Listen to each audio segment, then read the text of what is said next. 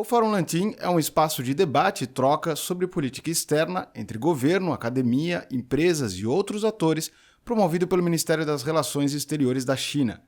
Lantim significa Salão Azul em mandarim, que é onde o fórum começou a ser realizado em 2010, no prédio da chancelaria em Pequim.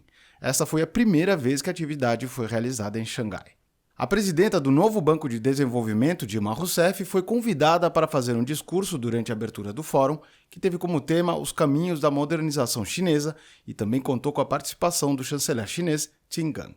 Essa foi a primeira atividade pública de Dilma na China após sua cerimônia de posse. Esse compromisso assumido pela China pode permitir a diminuição da distância entre o norte e o sul globais e ajudar a criação de uma ordem multipolar mais inclusiva. Trata-se de uma alternativa ao modelo existente e sinaliza um horizonte e uma perspectiva de mudança que contribui efetivamente para os esforços feitos no sul global, nos seus diversos países, em superar a sua condição de mero provedor de commodities. Uma das ideias debatidas durante o fórum foi a importância de diferenciar modernização de ocidentalização.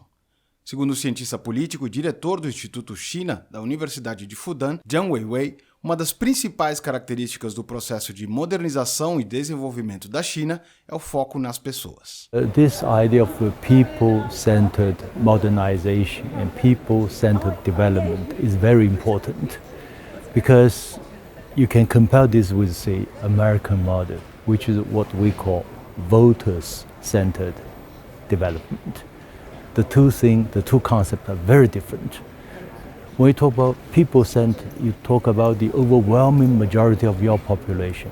But for voter-centered, as in most countries adopting Western political system, in fact, the turnout rate is very low, around 55%, something like that. So you get support from 51% out of this, say, 55% of the total turnout. In the end, you focus on minority, not the whole population.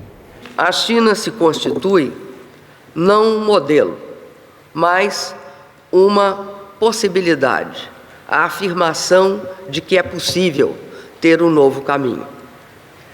Quem permanecer no sul global como apenas importador de produtos e tecnologias, sem nenhuma perspectiva e caminho para participar da quarta revolução industrial, ficará na periferia, submetido e subordinado aos interesses e às políticas que ao longo dos últimos séculos foram nos impostas. Com a participação de representantes de cerca de 80 países, um dos assuntos mais presentes durante as falas e debates foi a construção de um sistema multipolar, assim como o papel que a China vem cumprindo nesse sentido. China becomes attractive on a number of fronts. One of it is China's concepts such as Global Development Initiative, Global Security Initiative, and more importantly, the recently concept of Global Civilization Initiative. These appeals to the developing world, Latin America, Africa, and some parts of Asia, that they are not at the center of this world and they want to be part, as well as the transformation of the United Nations system itself, that you need to transform the United Nations Security Council, for instance, and ensure the running of international United Nations, for instance, and its agencies.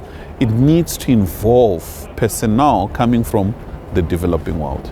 As it stands, the World Trade Organization, IMF, World Bank, it is only personnel coming from the United States and Europe, for instance, who are dominating this institution. And that's the kind of change we're talking about.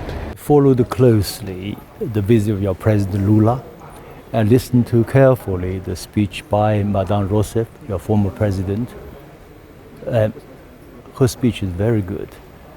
She talks about this dependency, center-peripheral relations.